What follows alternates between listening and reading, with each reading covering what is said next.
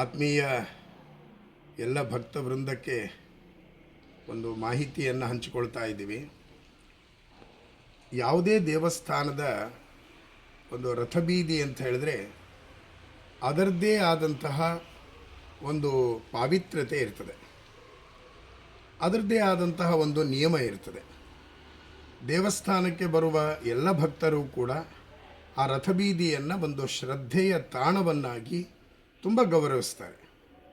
ಕಾರಣ ಪ್ರತಿನಿತ್ಯದಲ್ಲಿ ಅದೇ ಮಾರ್ಗದಲ್ಲಿ ಉತ್ಸವ ನಡೀತದೆ, ಸಾಧಕರು ಹೋಗ್ತಾರೆ, ಪೀಠಾಧಿಪತಿಗಳು ಹೋಗ್ತಾರೆ. ಅನೇಕ ಹಿನ್ನೆಲೆಯಲ್ಲಿ ಅದು ಪವಿತ್ರವಾದ ಭೂಪ್ರದೇಶ.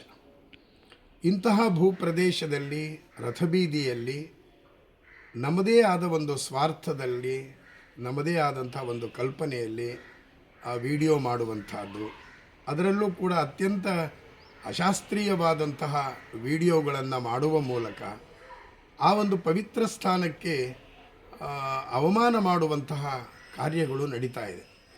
ಇದನ್ನು ಬಹಳ ಉಗ್ರವಾಗಿ ತಡಿಬೇಕಾಗಿದೆ, ಪ್ರತಿಭಟಿಸಬೇಕಾಗಿದೆ. ಯಾಕೆ ಅಂತ ಹೇಳಿದ್ರೆ, ಒಂದು ಕಡೆಯಲ್ಲಿ ಧಾರ್ಮಿಕ ಪ್ರಜ್ಞೆ ಜಾಗೃತವಾಗ್ತಾ ಇದೆ, ಇನ್ನೊಂದು ಕಡೆಯಲ್ಲಿ ಅಧಾರ್ಮಿಕರ ಅಟ್ಟಹಾಸವು ಬೆಳೀತಾ ಇದೆ. ಉಡುಪಿಯ ಕೃಷ್ಣ ಮಠದ ರಥಬೀದಿಯಲ್ಲಿ ಪ್ರತಿನಿತ್ಯ ಅಷ್ಟಮಠದ ಯತಿಗಳು ಸಂಚಾರ ಮಾಡ್ತಾರೆ, ಕೃಷ್ಣನ ಉತ್ಸವ ನಡೀತದೆ, ಭಜನೆ ನಡೀತದೆ. ಈ ಎಲ್ಲ ಹಿನ್ನೆಲೆಯ ಪವಿತ್ರವಾದಂತಹ ಉಡುಪಿಯ ರಥಬೀದಿಯಲ್ಲಿ ಇತ್ತೀಚೆಗೆ ಕೆಲವು ಅವರ ಯಾವ ಹಿನ್ನೆಲೆಯಲ್ಲಿ ಗೊತ್ತಾಗಲ್ಲ, ಬೆಳಿಗ್ಗೆಯಿಂದಲೇ ತಮ್ಮ ವೈಯಕ್ತಿಕವಾದಂತಹ ಒಂದು ಪ್ರೀತಿಯ ಸಲ್ಲಾಪದ ವಿಡಿಯೋಗಳನ್ನು ಮಾಡುವ ಅತ್ಯಂತ ನೀಚವಾದ ಕೃತ್ಯಗಳಿಗೆ ಅವರೆಲ್ಲ ಅಲ್ಲಿ ಇಳಿದಿದ್ದಾರೆ.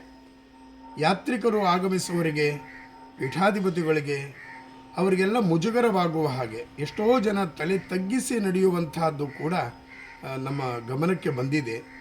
ಅದನ್ನು ಪರ್ಯಾಯ ಪೀಠಾಧಿಪತಿಗಳಾದ ಪರಮ ಪೂಜ್ಯ ಶ್ರೀ ಶ್ರೀ ಸುಗುಣೇಂದ್ರ ತೀರ್ಥ ಶ್ರೀಪಾದಂಗಳವರು ಅತ್ಯಂತ ಉಗ್ರವಾಗಿ ಖಂಡಿಸಿದ್ದಾರೆ. ಅಂತಹ ಯಾವುದೇ ಅನೈತಿಕವಾದ ಅಥವಾ ಅಶಾಸ್ತ್ರೀಯವಾದ ವಿಡಿಯೋ ಚಿತ್ರೀಕರಣಗಳು ರಥಬೀದಿಯಲ್ಲಿ, ರಥದ ಮುಂದೆ, ಕೃಷ್ಣ ಮಠದ ಮುಂದೆ ಅಥವಾ ರಥಬೀದಿಯ ಬೇರೆ ಬೇರೆ ಮಾರ್ಗಗಳಲ್ಲಿ ಅದು ಆಗದೇ ಇರುವ ಹಾಗೆ ಸಾರ್ವಜನಿಕರೂ ಕೂಡ ಕೈ ಜೋಡಿಸಬೇಕು. ಇದು ಪರ್ಯಾಯ ಮಠದ ಅತ್ಯಂತ ಕಳಕಳಿಯ ಒಂದು ಮನವಿಯಾಗಿದೆ. ಇದು ಕೇವಲ ಉಡುಪಿ ಅಂತಲ್ಲ, ಇನ್ನು ಮುಂದೆ ಯಾವ ರಥಬೀದಿಯಲ್ಲೂ ಕೂಡ ಈ ರೀತಿಯ ಚಟುವಟಿಕೆಗಳು, ವಿಡಿಯೋ ತೆಗೆಯುವ ಮೂಲಕ ಒಂದು ಶಾಸ್ತ್ರ ವಿರುದ್ಧವಾದಂತಹ ಅನೈತಿಕ ಕಾರ್ಯಗಳಿಗೆ ಆಸ್ಪದ ಕೊಡಬಾರದು. ಅದನ್ನು ನಾವೆಲ್ಲರೂ ಕೂಡ ತಡೆಗಟ್ಟುವ ಮೂಲಕ ರಥಬೀದಿಯ ಪಾವಿತ್ರ್ಯತೆಯನ್ನು ಸಂರಕ್ಷಿಸೋಣ ಅಂತ ಕಳಕಳಿಯಿಂದ ಮನವಿ ಮಾಡ್ತಾ ಇದ್ದೀನಿ.